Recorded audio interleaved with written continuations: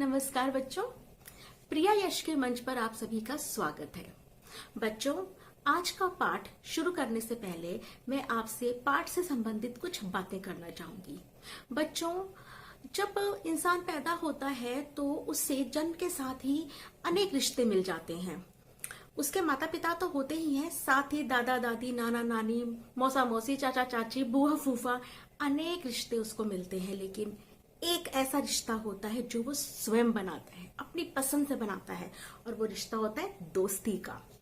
उसकी जिंदगी में उसका दोस्त बहुत ही महत्वपूर्ण भूमिका निभाता है, और जब भी वो दुखी होता है या खुश होता है तो उसका साथ देता है। आप सभी के भी आपके जिंदगी में बहुत अच्छे दोस्त होंगे और जिनके साथ अपना अच्छा समय बिताते होंगे, और इस समय जो हमारी पूरी दुनिया की स्थिति हो रखी है तो शायद दोस्तों से बात करके आप ज्यादा सुकून महसूस करते होंगे। तो इसी पर आधारित है हमारा पाठ, जो एक पद्य के रूप में है। और इस पाठ में जिनकी दोस्ती की बात की गई है, उनकी दोस्ती के बाद सदियों से होती आई है, और हमारे शास्त्रों में भी उनका वर्णन है। और यदि आपने अपने कल्पना के घोड़े दौड़ाए होंगे तो आप समझ गए होंगे, जी हाँ, कृष्ण और सुदामा की दोस्ती की बात हो रही है। तो कृष्ण सुदामा की दोस्ती ऐसी थी जो कि अमीरी गरीबी, छोटे बड़े से परे थी। बचपन के मित्र बड़े होने के बाद भी किस तरह आपस में एक दूसरे के सुख दुख में काम आते रहे, वही इस दोस्ती की खूबसूरती है। तो यदि एक गाना मैं सोचूं कि कृष्ण सुदामा के दोस्ती पर यदि मैं उस गाने को बता सकूं तो वो होगा, मेरी जिंदगी सवारी मुझको गले लगा के बैठा दिया फलक पे, मुझे खाक से उठा के यारा तेरी यारी को मैंने तो खुदा जाना, याद करेगी दुनिया तेरा मेरा अफसाना, तेरे जैसा यार कहाँ, कहाँ ऐसा यारा ना,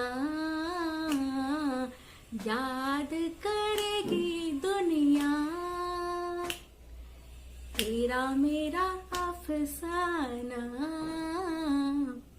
तो जब पाठ पढ़ लेंगे आप भी पूर्ण सहमत होंगे कि ये गाना बिल्कुल फिट बैठता है कृष्ण सुदामा की दोस्ती पर। तो चलिए शुरू करते हैं पाठ। बच्चों, आज हम वसंत पुस्तक भाग 3 अर्थात कक्षा 8 की पुस्तक में से पाठ पढ़ेंगे, जिसका नाम है सुदामा चरित। जैसा कि नाम से ही जाहिर है कि हम इसमें सुदामा और कृष्ण के बारे में जानेंगे। इस पाठ के कवि हैं श्री नरोत्तम दास जी। खुशियों में तो सब साथ होते हैं, असली दोस्त वही है जो दुख में साथ दे। बिल्कुल सही बात, क्योंकि खुशियां जब आती हैं तो आपके आसपास बहुत लोग होते हैं, लेकिन जब दुख होता है तो आपके पास वही होता है जो आपका अपना होता है।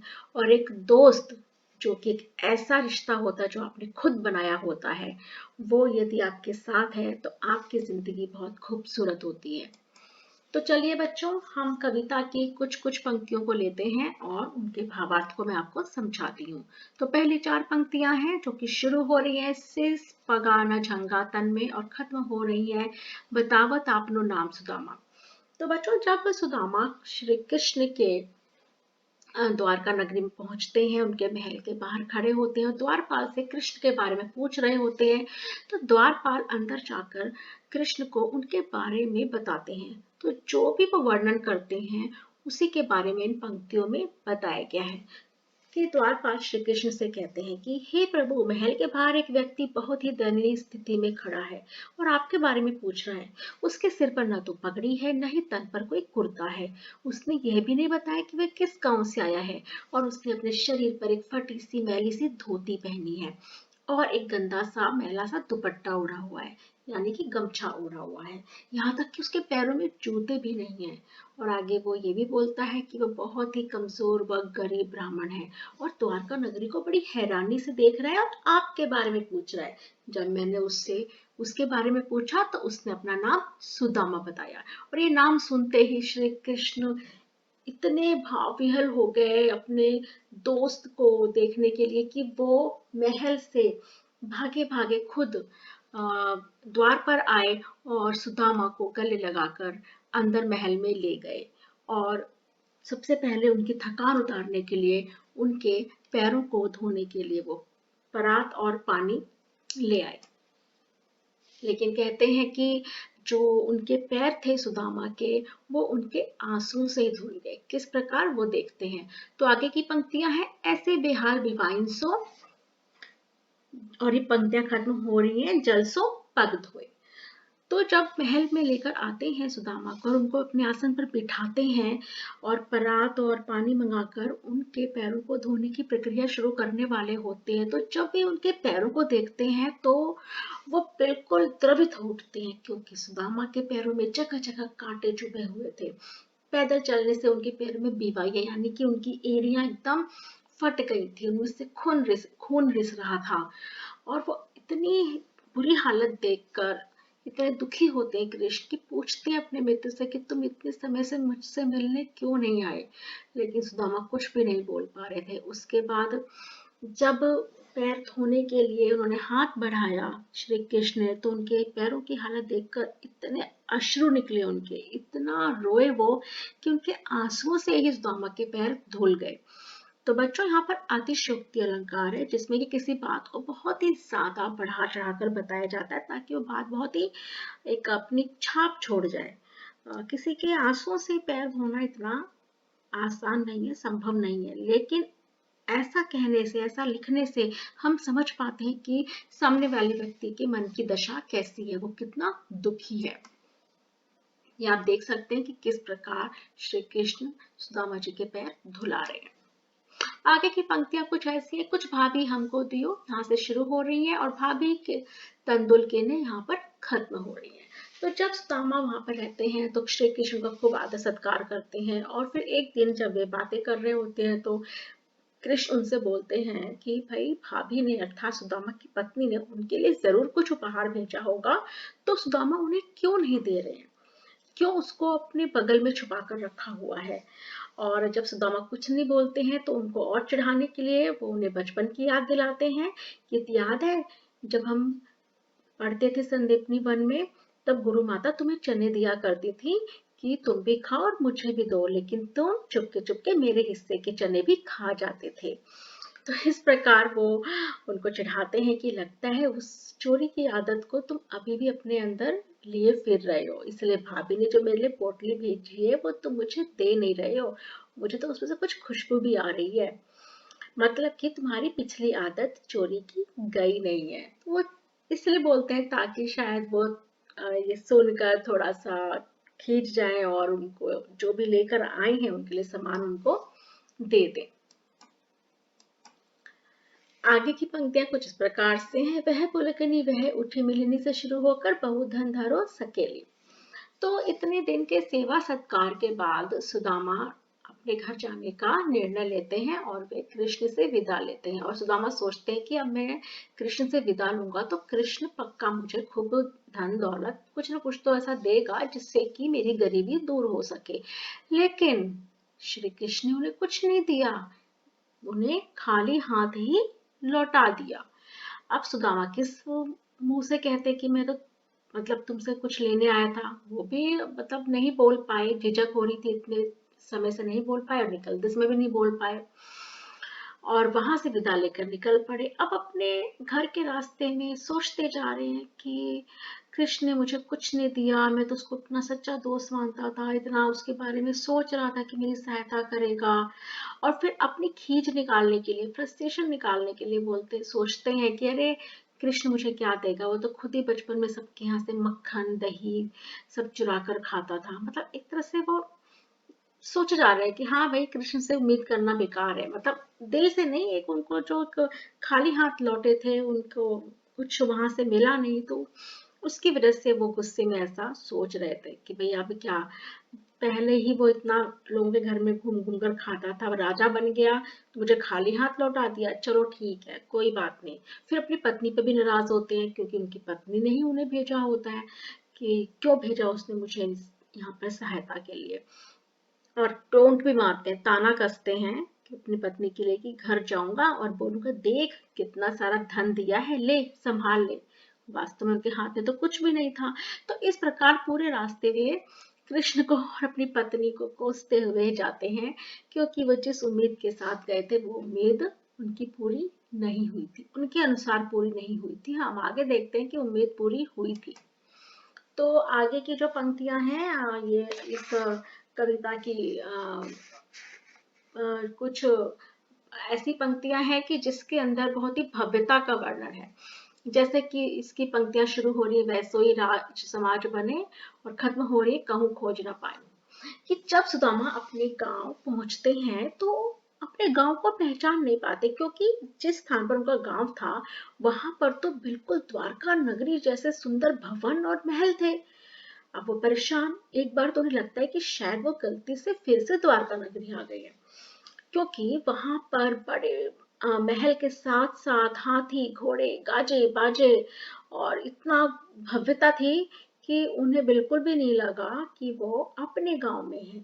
और वो अपने गांव को, अपनी झोपड़ी को ढूंढ रहे हैं, लोगों से पूछ रहे हैं कि भाई मेरी झोपड़ी कहाँ है, क्योंकि जो बदला हुआ रूप था वो बिल्कुल ही अलग था। लेकिन उन्हें कोई भी बता नहीं पाता कि उनकी झोपड़ी कहाँ है। जैसे तैसे करते हुए वे अपनी जो झोपड़ी है उसके स्थान पर जो उनका एक नया घर बन गया है उसके बारे में जान पाते हैं। और फिर वो आश्चर्यचकित रह जाते हैं कि अच्छा, ये मतलब मैं इतने दिन से कृष्ण के पास था, मैंने तो कुछ कहा भी नहीं, लेकिन पीछे से कृष्ण ने मेरे तो बिल्कुल काया पलट कर दी है। मतलब मेरी गरीबी दूर कर दी है, झोपड़ी से कहा मुझे महलों में पहुंचा दिया है। तभी मैंने आपको शुरू में बताया था ना वो गाना कि मेरी जिंदगी सवारी मुझको गले लगा के पहुंचा दिया फलक पे मुझे खाक से उठाकर। तो वही खाक से उठाकर सुदामा को कृष्ण ने फलक पर यानी ऊंचाई पर, यानी एक गरीब व्यक्ति से अमीर व्यक्ति बना दिया था। तो ये थी उनकी दोस्ती। अब इस कविता की जो आखिरी पंक्तियां है वो इस प्रकार है, कै वह टूटी सी छानी हती, और जो खत्म हो रही है पंक्तियां, प्रभु के प्रताप ते दाखना भावत। तो यहाँ पर अब बहुत अच्छे से रह रहे हैं सुदामा, इतने शान शौकत के साथ और इतने विलासता के साथ, सब कुछ है उनके पास। तो अब वे अपने मित्र को, जो कि कुछ समय पहले जब आ रहे थे रास्ते में तो कितना कोस रहे थे, लेकिन अब वो शर्मिंदा हो रहे हैं और वो समझ रहे हैं कि नहीं, कृष्ण ही उनके सच्चे मित्र हैं और कृष्ण की मित्रता में, उनकी दोस्ती में कोई खोट नहीं है, कोई भी कमी नहीं आई है। क्योंकि वो जब तुलना करते हैं अपनी पहले की जिंदगी से और अब की जिंदगी में, तब उन्हें समझ में आता है कि कृष्ण ने उन्हें कितना बड़ा उपहार दिया है, कि पहले उनकी झोपड़ी थी लेकिन अब महल है। पहले वे नंगे पैर चलते थे, उनके पास जूते चप्पल नहीं थे, अब वो हाथी पर चलते हैं। पहले वे एक कठोर जमीन पर सोते थे, अब वो मुलायम बिस्तरे पर सोते हैं, इतना मुलायम बिस्तरा कि कई बार तो उसमें नींद भी नहीं आती है उन्हें। और पहले उन्हें 2 वक्त के चावल भी खाने के लिए नसीब नहीं होते, तो अब वे इतने स्वादिष्ट व्यंजन खा रहे हैं। तो इतना परिवर्तन उनकी जिंदगी में कृष्ण के कारण ही हुआ था। वो कहा जाता है, माना जाता है, लिखा गया है कई पुस्तकों में कि जो छुपाकर ये चावल ले गए थे कृष्ण के लिए, जब कृष्ण बोलते हैं ना कि भाभी ने क्या दिया, क्या छुपाया है, तो वो चावल ही छुपा रहे थे सुदामा, क्योंकि वो बड़ा अपने आप को हीन समझ रहे थे, छोटा समझ रहे थे कि एक राजा को मैं क्या चावल दूं। लेकिन कृष्ण ने वो चावल ले लिए थे और उसमें से 2 मुट्ठी चावल खा भी लिए थे। वो इतने प्रेम से भेजे गए थे सुदामा की पत्नी द्वारा कि उसी प्रेम ने कृष्ण को ये एहसास दिलाया कि वे अपने मित्र की मदद करें, और बिना मित्र के बताए वो उसकी परेशानी, उसकी दुविधा समझ गए और उन्होंने इतना सब कुछ उन्हें दिया। तो बच्चों, इस प्रकार है ये हमारी कविता, जिसके अंदर कृष्ण और सुदामा की मित्रता के बारे में बातें बताई गई हैं। और जो एक सुदामा का कृष्ण से मिलना, सहायता के लिए जाना, फिर वहां से वापस आना, वापस आकर अपनी जिंदगी में इतना बड़ा परिवर्तन देखना और अपने दोस्त का गुणगान करना, उसकी दोस्ती पर बहुत ही गर्व महसूस करना, यही इस कविता में बताया गया है। तो आप इसको पढ़िए, इसको समझिए और इस वीडियो को पॉज करके आप इस कविता को और भी अच्छे से समझ सकते हैं। हाँ तो बच्चों, देखा आपने कि किस प्रकार कृष्ण ने अपनी दोस्ती निभाई। सुदामा के बिना कहे ही वे समझ गए थे कि सुदामा के मन में क्या चल रहा है, और जितने महीने वो कृष्ण के साथ रहे उतने महीनों में उन्होंने उनके गांव में उनके घर की काया पलट करवा दी, उनकी दरिद्रता दूर कर दी। तो ईश्वर से कामना करते हैं कि हर किसी को ऐसा ही दोस्त मिले जो उसके दुख सुख में हमेशा उसके साथ रहे। तो मिलते हैं अगली क्लास में, तब तक के लिए स्वस्थ रहिए, खुश रहिए और हाँ, चैनल को सब्सक्राइब, लाइक और शेयर करना ना भूलें। धन्यवाद।